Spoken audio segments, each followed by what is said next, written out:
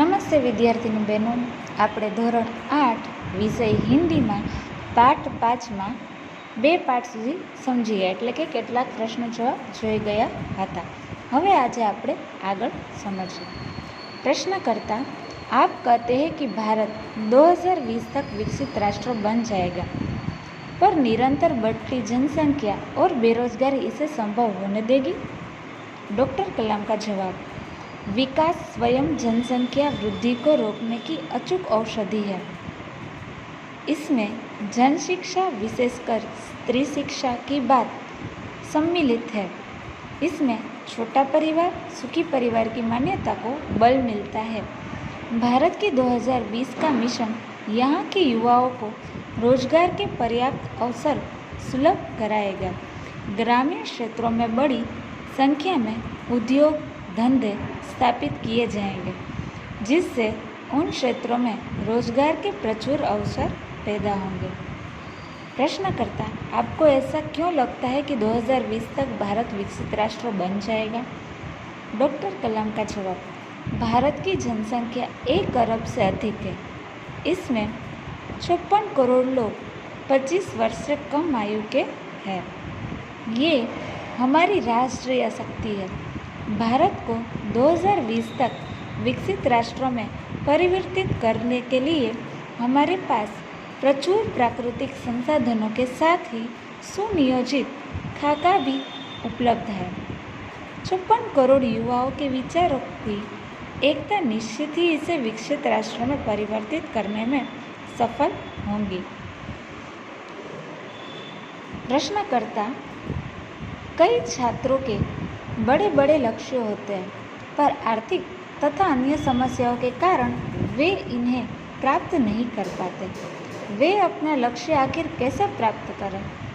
Doctor कलाम का जवाब, school में पढ़ाई में अच्छा प्रदर्शन करने पर छात्रवृत्ति प्राप्त होगी. साथ ही उच्च शिक्षा के लिए बैंकों से ऋण लेने हेतु पात्रता भी बनेगी.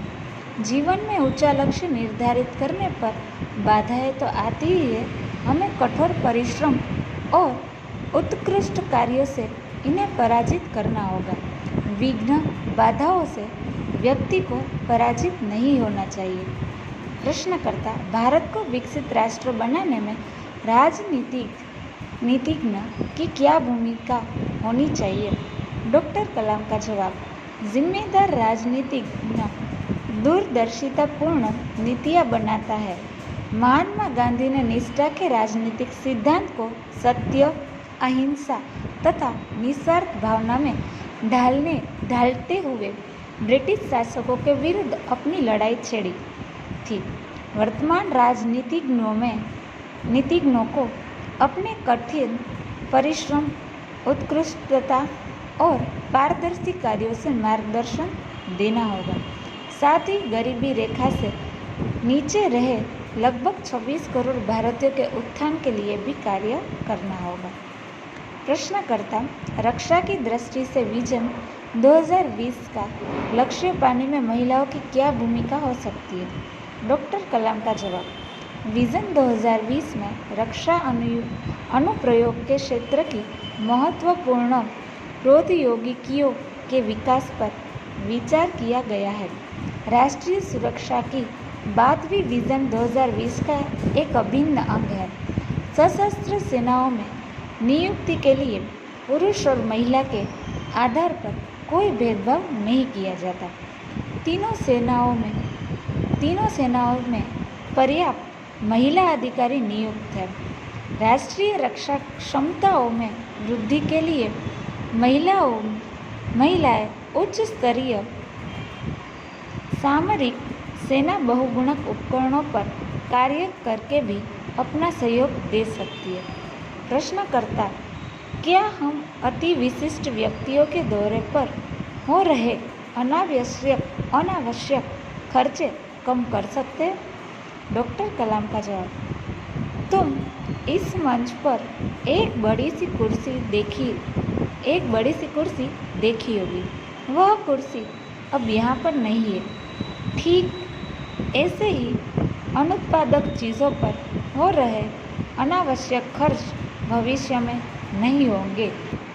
ચાલો હવે આપણે ભાષાંતર સમજીએ. પ્રશ્નકર્તા પૂછે છે કે તમે કહો છો કે 2020 સુધી ભારત છે એ વિકસિત રાષ્ટ્ર બની જશે, પણ શું આટલી બધી જનસંખ્યા કે જે બેરોજગાર છે શું તેને સંભવ થવા દેશે?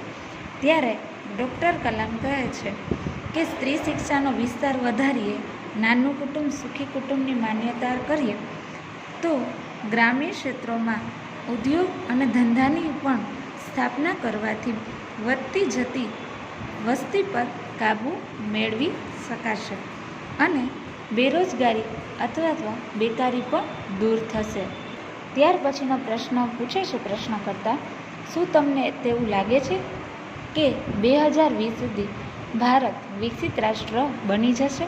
ત્યારે ડૉક્ટર કલામ કહે છે કે ભારતની જનસંખ્યા છે 1 અરબથી પણ વધુ છે. 54 કરોડ લોકોમાં 25 વર્ષથી નાની ઉંમરના જે લોકો છે તે યુવાનો છે અને તે જ આપણી રાષ્ટ્રીય શક્તિ છે. આ યુવાનોને લીધે જ આપણું ભારત છે એ 2020 સુધી વિકસિત રાષ્ટ્ર બની શકશે અને તે બનવામાં તેને સફળતા મળશે. ત્યાર પછીનો પ્રશ્ન છે કે કેટલાક એવા વિદ્યાર્થીઓ પણ હોય છે કે જેના મોટા લક્ષ્ય હોય છે, પણ તે લોકોની આર્થિક પરિસ્થિતિ સારી ન હોવાથી તે તેમને પ્રાપ્ત કરી શકતા નથી. ત્યારે ડૉક્ટર કલામ જવાબ આપે છે કે જો તે લોકો સ્કૂલમાં ખૂબ મહેનત કરી અને સારું પ્રદર્શન કરશે, એટલે કે સારું રિઝલ્ટ મેળવશે, તો તેમને શિષ્યવૃત્તિ પ્રાપ્ત થશે અને તે લોકો બેંકમાંથી પણ લોન લઈ શકશે. આ રીતે છે તેમની બાધાઓ એટલે કે સમસ્યાઓ છે તે દૂર થઈ શકશે. ત્યાર પછીનો પ્રશ્ન છે કે ભારત છે એ વિકસિત રાષ્ટ્ર બનાવવામાં નેતાઓની શું ભૂમિકા છે? તો તેના જવાબમાં ડૉક્ટર કલામ કહે છે, આપણા નેતાઓએ કઠોર પરિશ્રમ અને પોતાના ઉત્કૃષ્ટ તેમજ પારદર્શક કામો દ્વારા લોકોનો વિશ્વાસ પ્રાપ્ત કરવો જોઈએ. તેમણે ગરીબીની રેખા નીચે જીવતા લોકોની ઉન્નતિ માટે પણ પ્રયાસ કરવો જોઈએ. ત્યાર પછીનો પ્રશ્ન છે કે વિઝન 2020માં તે લક્ષ્ય પૂરું કરવા માટે મહિલાઓની ભૂમિકા શું છે દેશની રક્ષા કરવા માટે? ત્યારે ડૉક્ટર કલામ કહે છે કે મહિલાઓ પણ છે એ અત્યારે દરેક સ્તરે કાર્યક્ષમ છે, તો મહિલાઓનો પણ આમાં ખૂબ ફાળો રહેલો છે અને તે પણ પોતાનો સરખો સહયોગ આપી શકે છે. ત્યાર પછીનો પ્રશ્ન છે કે શું આપણે દરેક જે મહાન વ્યક્તિઓ છે, અતિ વિશિષ્ટ વ્યક્તિઓ, તેના ઉપર જે દેશમાં આવે છે ત્યારે જે ખર્ચાઓ કરીએ છીએ તે શું ઓછા થઈ શકે એમ છે? ત્યારે ડૉક્ટર કલામ કહે છે, હા, તે ખર્ચાઓ પણ ભવિષ્યમાં ઓછા થઈ શકશે. અહીંયા આપણો 5મો પાઠ પૂરો થાય છે. હવે નેક્સ્ટ વિડીયોમાં આપણે આગળનો પાઠ સમજીશું. ત્યાં સુધી આના સવાલ જવાબ પાકા કરજો. નમસ્તે.